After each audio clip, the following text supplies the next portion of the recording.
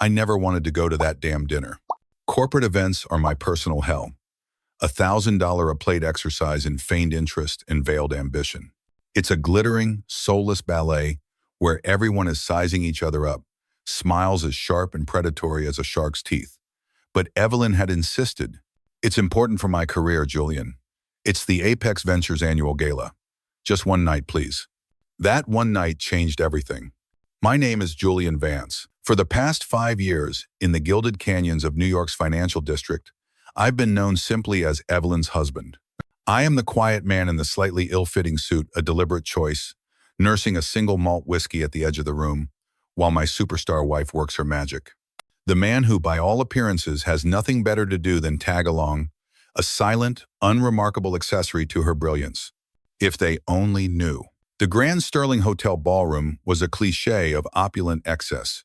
Crystal chandeliers bled light onto tables draped in white linen, and waiters in tuxedos moved like ghosts between them, their silver trays laden with champagne flutes. A constant, low hum of conversation filled the air, the sound of 100 separate negotiations disguised as pleasantries. Apex Ventures, a titan of investment, spared no expense. Why would they? With quarterly profits up 22%, they had plenty to celebrate. "Try to mingle a bit tonight," Evelyn had murmured, straightening my tie in the gilded elevator on the way up. She was breathtaking in a navy blue silk gown that clung to her like a second skin. Her auburn hair was pulled back in that severe, elegant style she adopted when she was closing a deal or commanding a room. It was her corporate armor. "Marcus specifically asked if you were coming." Marcus Thorne, the CEO of Apex Ventures, the silver-haired lion of Wall Street, and the man who had been working my wife 80 hours a week for the past 3 years. I'd met him twice before. Both times he'd looked at me with an expression of mild bewilderment, as if trying to solve the puzzle of what a woman like Evelyn was doing with a man like me. I was something stuck to the bottom of his Italian leather shoes.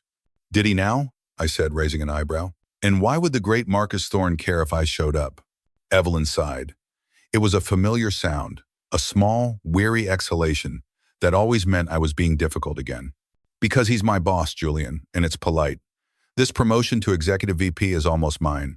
I just need everything to be perfect. Just be nice. Don't—" She trailed off, her painted lips tightening. "Don't what, Evelyn?" I pressed, a familiar frustration coiling in my gut. "Don't be you." And the elevator doors slid open before I could respond, saving us both from the argument that was simmering just below the surface. In a blink, her frustration vanished, replaced by a radiant, perfectly calibrated smile. She stepped out, instantly transforming into Evelyn Croft, Vice President of Acquisitions. Confident, ambitious, untouchable. I followed a few paces behind, just as I was expected to. I had built this life, this charade, on a foundation of love. 5 years ago, I had just sold my first company, NovaCore Systems, for a sum that still felt like a statistical anomaly. After years of ramen noodles and sleeping on friends' couches while building my code from the ground up, I suddenly had more money than I knew what to do with. I met Evelyn at a tech conference in San Francisco. She was working for a small investment firm then, hungry and brilliant, filled with a fiery passion to change the financial world for the better. We connected over late-night conversations about business ethics and the future of technology, her idealism, a refreshing counterpoint to the cynical world I just conquered. When she spoke of her dreams of creating a firm that funded small businesses, that operated with integrity, I was captivated. So when she told me about a struggling firm called Apex Ventures, a company with the infrastructure she needed but on the verge of bankruptcy, I saw an opportunity. Not just to do something meaningful with my newfound wealth, but to help the woman I was falling in love with. "I could get you a meeting with them," I'd offered casually. "I know some people." What I didn't tell her was that those people were my own lawyers, setting up a labyrinth of shell corporations and holding companies that would allow me to buy a controlling interest in Apex Ventures while keeping my name completely off the record. I'd learned the hard way that money changes people. It makes them see you not as a person, but as a resource. I wanted Evelyn to love me, Julian Vance, the quiet, thoughtful man who challenged her ideas, not Julian Vance, the tech billionaire who could buy her dreams. The plan was never to keep it a secret forever, just until our relationship was solid, until the money wouldn't matter. But as the years passed, the right moment never seemed to come. And as Evelyn changed, growing harder, More absorbed in the cutthroat corporate world I'd come to despise, I began to wonder if there would ever be a right time at all. So I played my part, working on my own ventures remotely from the small study in our penthouse, letting her believe they were modest consulting gigs. To the world, and to my own wife, I was just her unremarkable husband. Until tonight. 2 hours and 3 whiskeys in, I was a master of the polite nod and the vacant smile. I had been introduced to a dozen people whose names evaporated the moment they were spoken. I was playing my part perfectly. The supportive, slightly overwhelmed husband, content to exist in his wife's powerful orbit. I was counting the minutes until we could leave when Evelyn pulled me toward a tight circle of men gathered near the stage, their laughter loud and self-congratulatory. "Julian, you remember Spencer Hayes from Legal?" she said, her grip on my arm a little too tight. I remembered Spencer, a tall man with teeth too white and a tan that spoke of regular appointments rather than actual sun. At last year's Christmas party, he'd cornered me to explain in excruciating detail why his Porsche was superior to every other car on the road, while making it abundantly clear he found it fascinating that a woman like Evelyn had married someone like me. "Spencer," I nodded, extending a hand. His grip was a contest of strength, the handshake of a man with something to prove. "The elusive husband emerges from his cave," Spencer laughed, looking around at his colleagues for approval. They obliged with sycophantic chuckles. "We were beginning to think Evelyn made you up." "Just busy with my own work," I replied, my voice neutral. Spencer snorted, a dismissive, ugly sound. "Right. Evelyn mentioned you're between jobs right now." He felt Evelyn stiffen beside me. She hadn't mentioned any such thing because it wasn't true. But before I could correct him, another man from the group, swirling his martini with practiced indifference, chimed in. "What is it you do again, Julian?" "He's consulting." Evelyn jumped in quickly, her voice a little too bright. "In the tech sector." I turned to look at her, my eyebrows raised. "Consulting? Is that what we're calling it now?" A flash of warning crossed her eyes, a silent plea for me to play along. "Julian has been taking some time to explore his options after leaving his last position," she explained to the group, painting a picture of me as some sort of unemployed dilettante. This was news to me. In reality, I had been working 16-hour days for the past 8 months on a clean energy venture that was about to go public. Spencer's eyes lit up with predatory glee, like a wolf that had just spotted a wounded deer. "Oh, exploring options. That's what my brother-in-law calls it too. Been exploring from his couch for 2 years now." More laughter. I felt a slow burn starting in my chest. It wasn't anger, not yet. It was something colder, more calculated. I had faced down venture capitalists and corporate raiders while building Novacor. These corporate peacocks, with their cheap jibes and unearned arrogance, were nothing. "How long have you been exploring, Julian?" asked a woman whose name tag identified her as the director of marketing. "Too long, apparently," I said with a tight, humorless smile. Spencer was in his element now. He loosened his tie slightly and leaned in, the smell of expensive scotch wafting from him. He raised his voice, loud enough that heads from nearby groups turned our way. "So, Julian," he said, drawing out the name. "How does it feel?" "How does what feel?" I asked, my voice dangerously quiet. I knew exactly where this was going. He let the silence hang for a dramatic beat before delivering the punchline. "To be a loser," he finished, his voice carrying across the now quieting room. "To sit at home while your wife pays all the bills. To be the charity case at her table." The silence that followed was deafening. I felt dozens of pairs of eyes on me, pitying, amused, embarrassed. But it was the sound that came next that truly froze the blood in my veins. "Evelyn lauchet." It was brief, just a nervous, high-pitched titter that she quickly tried to cover with a cough. But it was unmistakable. It was the sound of acquiescence, the sound of betrayal. My wife, the woman I'd supported through business school, the woman whose dreams I had funded when no one else would touch her business plan, had just laughed at the suggestion that I was a loser. Emboldened by her reaction, Spencer continued his assault. "I mean, seriously, what do you do all day? Video games and beer while Evelyn's out there killing it? Must be nice to have a sugar mama." A ripple of laughter went through the crowd. Even Marcus Thorne, who had wandered over to witness the spectacle, wore an amused smirk. I looked at Evelyn, giving her one last chance. One chance to defend me, to say something, anything, that would indicate she didn't share their vile assessment. She met my eyes for a fleeting second, then looked away, taking a large, deliberate sip of her champagne. And in that moment, something shifted inside me. The careful compartmentalization I'd maintained for 5 years, The line between my quiet life with Evelyn and my actual work collapsed. 5 years of playing the supportive husband while she built her career on the back of my silent, monumental investment evaporated in an instant. The mask was no longer just heavy, it was suffocating. It was time to take it off. I set my whiskey glass down on a nearby table with a quiet, deliberate click. The small sound seemed to echo in the hushed room. I straightened my shoulders, feeling the weight of the ill-fitting suit fall away, replaced by a familiar sense of command I hadn't allowed myself to feel in years.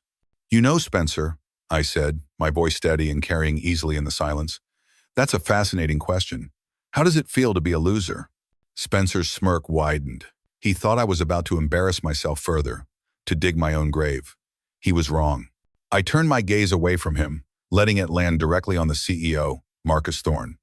"Marcus, perhaps you could answer that question better than I could." The smirk on Marcus's face faltered, replaced by a flicker of confusion. "I'm sorry? How does it feel," I continued pleasantly, as if we were discussing the weather, "to run a company that's actually owned by a loser like me?" The silence in the ballroom was no longer just quiet. It was absolute. You could hear the ice melting in abandoned drinks. "Oh, didn't Evelyn tell you?" I went on, my tone light and conversational. I glanced at my wife. The champagne glass in her hand trembled, then crashed to the polished marble floor. No one moved to clean it up. All eyes were fixed on me, expressions morphing from confusion to disbelief to dawning horror. "I suppose she couldn't," I added, "since she doesn't know herself." I let that sink in before delivering the final blow. "But Apex Ventures' largest shareholder, the silent partner who owns 75% of your company through various shell corporations, well, that would be me." "That's not possible," Marcus managed to stammer, his face draining of all color. "Our largest shareholder is Orion Holdings," he said, grasping for straws. "And Orion Holdings is a subsidiary of Vance Holdings. I finished for him, which is wholly owned by me." I reached into the inner pocket of my jacket, the one Evelyn always complained was poorly tailored, and pulled out a crisp, heavy business card. I handed it to Marcus Thorne. His hands were visibly shaking as he read the simple, embossed text. "Julian Vance, CEO, Vance Holdings. Majority owner, Apex Ventures." "A pleasure to finally introduce myself properly," I said with a thin smile. Marcus stared at the card as if it might bite him. I turned my attention back to Spencer Hayes, whose face had gone from flush with alcohol to a pasty, ashen gray.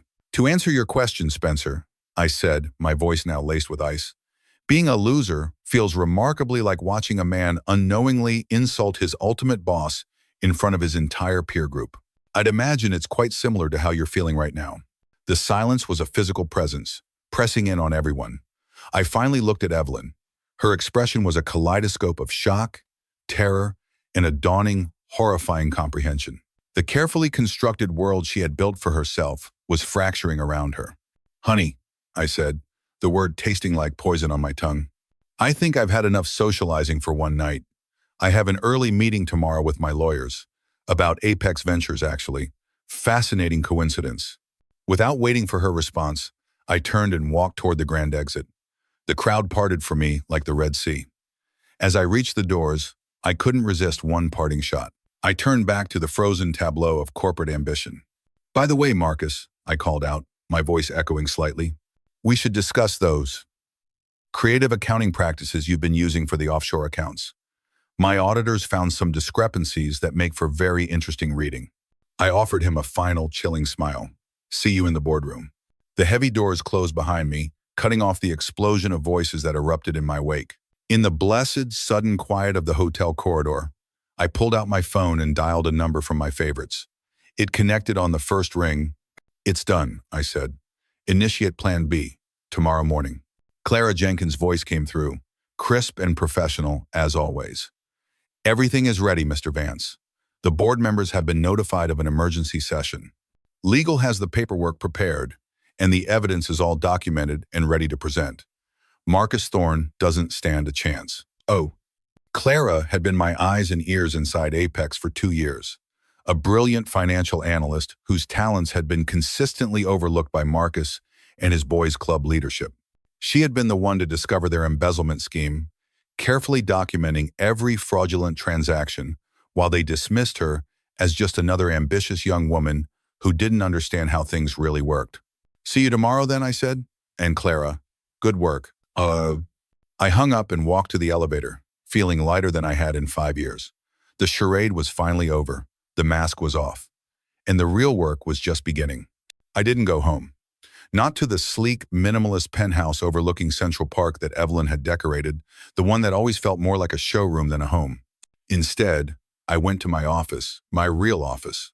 The Vance Holdings headquarters occupied the top 3 floors of a sleek glass tower in Midtown, accessible only by a private elevator that required biometric authentication. It was my sanctuary, the one place I could be myself. The night security guard nodded respectfully as I entered. "Evening, Mr. Vance. Late one."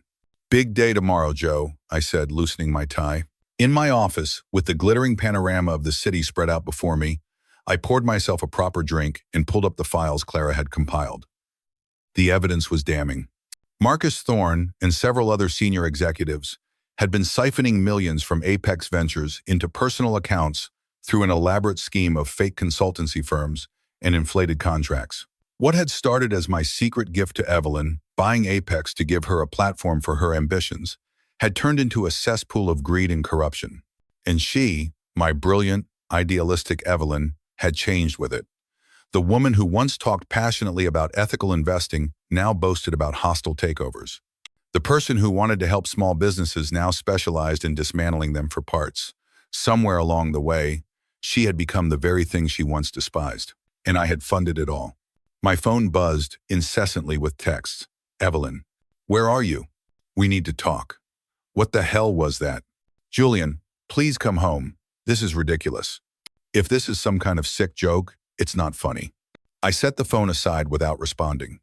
There would be time for that conversation later. Tonight, I had work to do.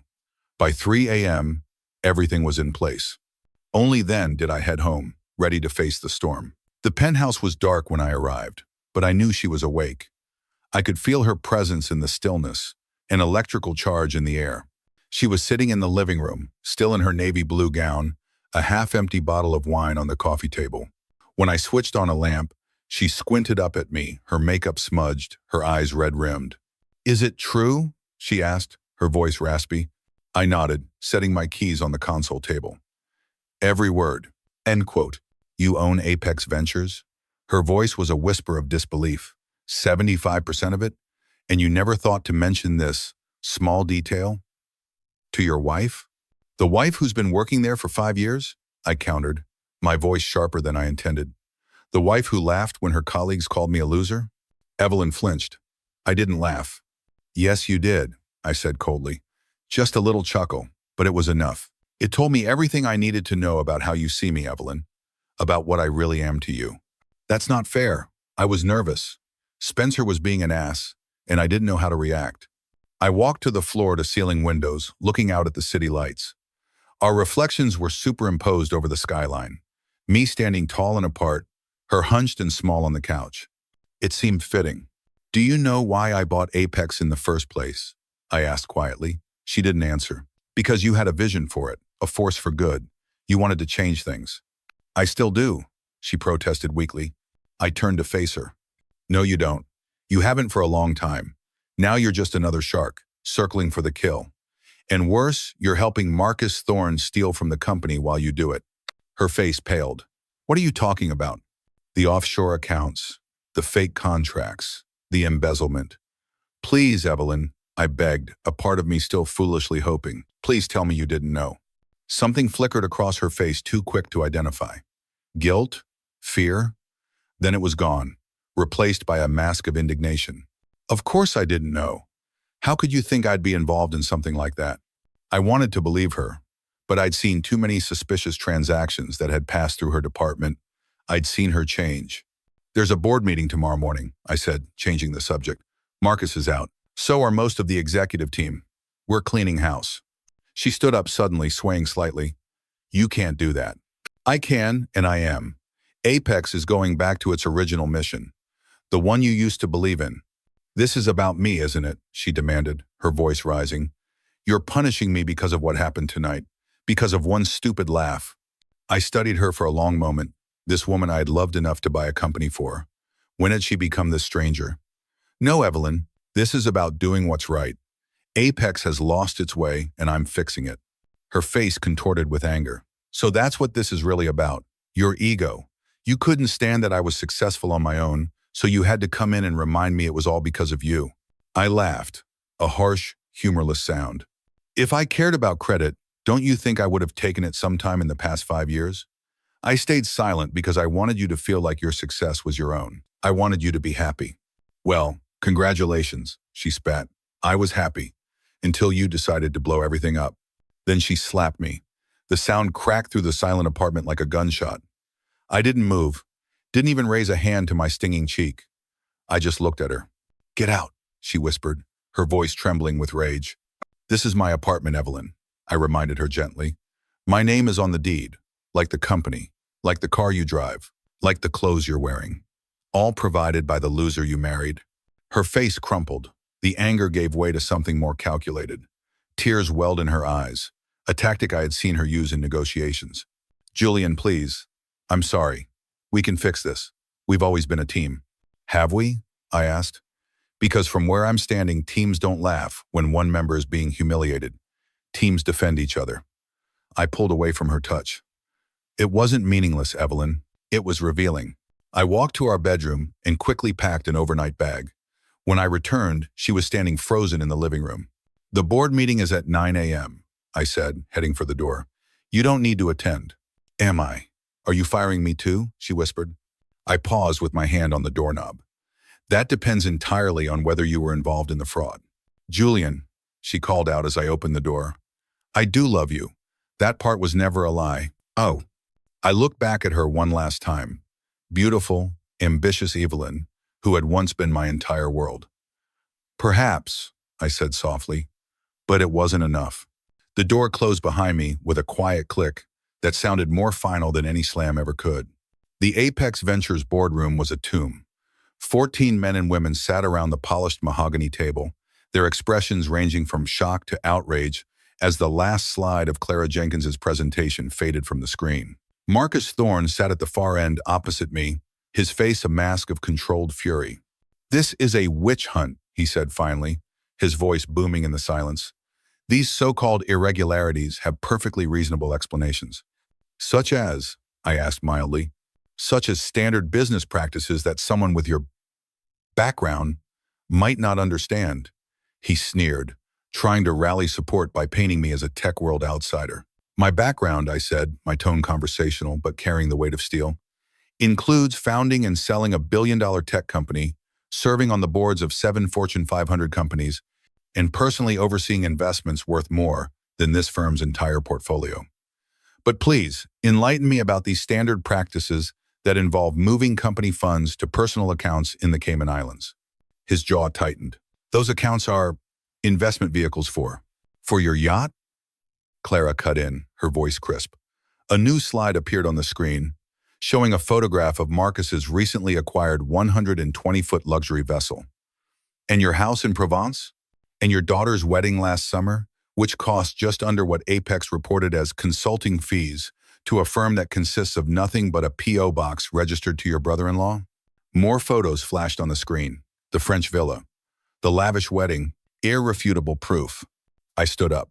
Ladies and gentlemen, as the majority shareholder, I called this meeting for 2 reasons. First, to address the fraud that has occurred under the current leadership. And second, to chart a new course for this company. I outlined my vision, a return to ethical investing, a commitment to transparency. To that end, I concluded, I am asking for your support in removing Marcus Thorne as CEO, effective immediately, along with any executives who participated in or had knowledge of these activities. The vote was decisive. Marcus Thorne was out. As security escorted a shell-shocked Marcus from the room, I addressed the remaining board members. Now, we need to appoint an interim CEO. Do you intend to take the position yourself, Mr. Vance? Asked Margaret Wheeler, an older board member who had always been skeptical of Marcus's leadership. I shook my head. I believe in having the right person for the job. I gestured to Clara, who sat quietly to my right. I would like to nominate Clara Jenkins as interim CEO. A murmur of surprise rippled through the room. Clara herself looked stunned. Miss Jenkins is a senior analyst, one of the board members pointed out. That's quite a leap. Miss Jenkins, I countered, was the one who uncovered this entire scheme, showing both integrity and acumen. She has an MBA from Wharton and understands this company's operations intimately. More importantly, she has a moral compass, something that has been sorely lacking around here. There was skepticism, but Clara answered every question with the calm confidence I knew she possessed, laying out a vision for the company's future that was both inspiring and practical. In the end, the vote was in our favor. Clara Jenkins would be the new interim CEO of Apex Ventures. As the meeting adjourned, I felt a weight lifting from my shoulders. The company could finally become what it was always meant to be. Clara approached me as the room emptied. Mr. Vance, Julian, I don't know how to thank you. You earned this, Clara. I'm just sorry it took so long for someone to notice. She smiled, a genuine, warm smile. As we shook hands, she surprised me by leaning in and placing a quick, grateful kiss on my cheek. Thank you for believing in me, she whispered. Just then, the boardroom doors slammed open with such force that the handle dented the wall. Evelyn stood there, a specter of rage. Her hair was disheveled, her makeup streaked with tears, the perfect corporate facade completely shattered. You backstabbing piece of shit, she screamed, her voice bouncing off the walls. I saw that. How long have you two been screwing behind my back? Clara stepped back, her eyes wide with shock. Mrs. Croft, that's completely inappropriate. Shut your goddamn mouth, you scheming little bitch. Evelyn hurled her purse across the room. It narrowly missed Clara's head and smashed into a framed company award, sending shards of glass everywhere. You think I'm stupid? The late nights, the business meetings? I moved between them, my voice deadly calm. That's enough, Evelyn. You're embarrassing yourself. Embarrassing myself? She let out a high, unhinged laugh. You want embarrassing? How about your new CEO knowing you're nothing but a control freak who buys companies just to feel powerful? She pointed a trembling finger at Clara. He's using you just like he used me. He builds you up just to own you. Give us a moment, Clara, I said. She nodded, shooting a wary glance at Evelyn before slipping out of the room. When the door closed, I faced my wife. So this is what you've become? She stalked toward me, jabbing a finger into my chest. You humiliated me. 5 years of my life wasted on a lie. I humiliated you? I grabbed her wrist. You laughed when your colleague called me a loser. You stood by while they mocked me. You built nothing. I released her, and she stumbled back. You built a career I handed to you on a silver platter. A career you used to sell out every principle you ever claimed to have. Her hand flew at my face, but this time I caught it midair. Don't even think about it. I made Apex what it is, she hissed. Me, not you, sitting in your secret office playing billionaire.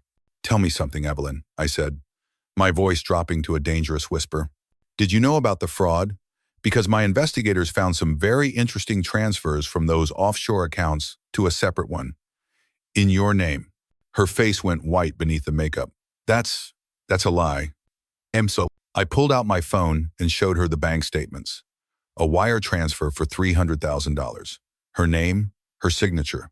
Marcus said it was a bonus, she whispered, her bravado finally faltering. For special projects. A secret bonus wired to an offshore account that you didn't report on your taxes? The look on her face told me everything. She collapsed into a chair, the fight draining out of her. You're going to ruin me. No, Evelyn, I said, the last vestiges of my love for her dying in that moment. You ruined yourself. The media explosion was immediate and merciless. Apex Ventures in Chow's. CEO ousted, fraud allegations surface. The Wall Street Journal ran a front-page story. Tech billionaire Julian Vance reveals secret ownership of financial giant. My carefully cultivated anonymity was shattered overnight. But the most scandalous headlines came 3 days later. It turned out Evelyn hadn't just been complicit in the fraud. She had been having an affair with Spencer Hayes for the past 8 months. The same man who had publicly humiliated me. The universe, it seemed, had a twisted sense of humor. Security cameras in the company's executive apartment, a perk for top VPs, had caught them in an extremely compromising position the night after the board meeting. After our confrontation, Evelyn had apparently sought comfort in familiar treacherous arms.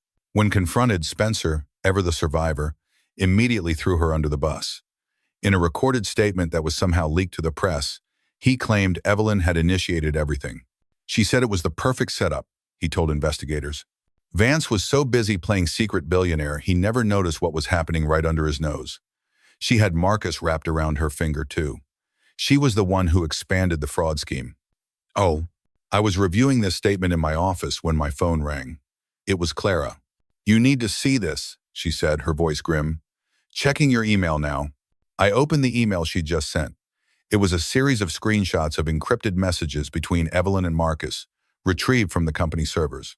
One message stood out, sent from Evelyn's phone just 3 weeks prior. "Jay still has no idea. As long as we keep the transfers under 500 Kelvin each, the auditors he hired won't flag it. I've got Spencer working on a new shell company in Singapore. More tax advantages. Dinner Friday to discuss." My blood ran cold. She wasn't just aware of it. She wasn't just a participant. She was a driver. She was using the very systems I put in place to protect the company, to loot it from the inside. "There's more," Clara said over the phone. "They've been skimming from client accounts too. Small amounts, so nobody would notice. We're talking millions over the past 3 years. Oh, it was worse than I ever imagined. The company I bought to fulfill her dream had become her personal piggy bank. The fallout was swift. Federal agents swarmed Apex Ventures the next morning, carrying away boxes of files and hard drives. The photo of Evelyn being arrested at her exclusive yoga class, handcuffed in her Lululemon leggings, her face a mask of disbelief, made the front page of the New York Post. Marcus was picked up at JFK, attempting to board a one-way flight to Buenos Aires with a suitcase containing over $200,000 in cash. Meanwhile, I was dealing with the corporate triage. Panicked clients, terrified employees, board members demanding explanations. The company's stock plummeted 30% in 2 days. "We need to make a definitive statement," Clara insisted during an emergency meeting in the now sanitized boardroom. "We need to show we're addressing this head-on." What do you suggest?" I asked. "Full transparency," she said without hesitation. "Return every cent of misappropriated funds to clients, with interest. And we rebrand. New name, new mission statement, new everything. Apex Ventures is toxic. We need to distance ourselves from it completely." The board unanimously agreed. By the end of the week, a plan was in motion. Apex Ventures would cease to exist. In its place would rise Vance Financial Group. My name, front and center. No more hiding in the shadows. The time for secrets was over. I visited Evelyn at the detention center 3 days after her arrest. The woman I saw across the reinforced glass looked nothing like the polished executive I had been married to. In her drab orange jumpsuit, without makeup, her hair flat and lifeless, she seemed smaller, almost unrecognizable. "Why are you here?" she asked dully, not meeting my eyes. "To get answers, I guess." She laughed, a bitter, hollow sound. "Enjoying your revenge?" "This isn't revenge, Evelyn. It's justice." "Tell that to the prosecutors offering me 20 years, she shot back. "You did this to yourself," I said flatly, every step of the way. I leaned forward. "I came to ask one question. Why? You had everything. A successful career, wealth, respect. Why risk it all?" Her eyes finally met mine, and for the first time in years, I saw complete, unvarnished honesty in them. "Because it was never enough," she whispered. "Never. I grew up with nothing, Julian. Dirt poor in Buffalo, watching my mother work 3 jobs and still get evicted. I swore I would never, ever be powerless again." "So you stole." "I took what I deserved," she snapped. "Do you know what it's like to work twice as hard as men like Marcus and Spencer, only to get half their recognition, to be passed over for a promotion because you don't play golf or smoke cigars with the right people? And that justified stealing from clients, people who trusted you? They were just numbers on a spreadsheet," she said, her voice devoid of remorse.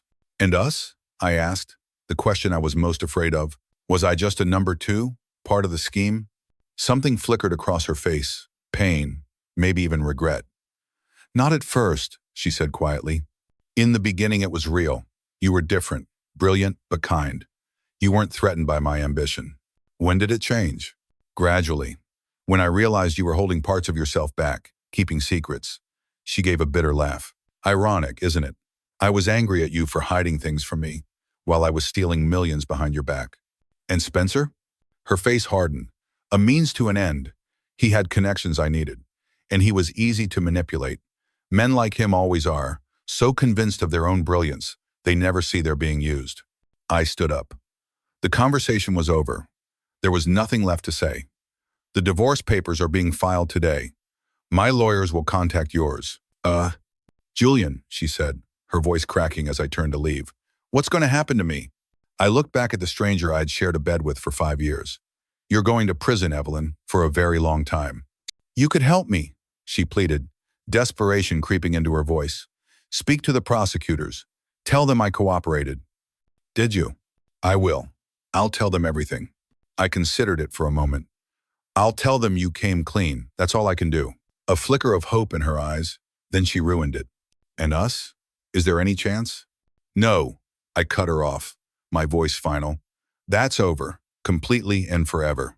I do love you, Julian, she whispered. In my own way. Your way isn't love, Evelyn, it's ownership. And you can't own me. I didn't look back as the guard led me out. 6 months later, I stood in my office on the top floor of the Vance Financial Group building. The old Apex Ventures sign had been taken down weeks ago. The new logo, a sleek, minimalist V, was etched into the glass doors. Clara, now the permanent CEO, had done a remarkable job. We had returned all the stolen money, overhauled the entire corporate structure, and were slowly but surely rebuilding trust.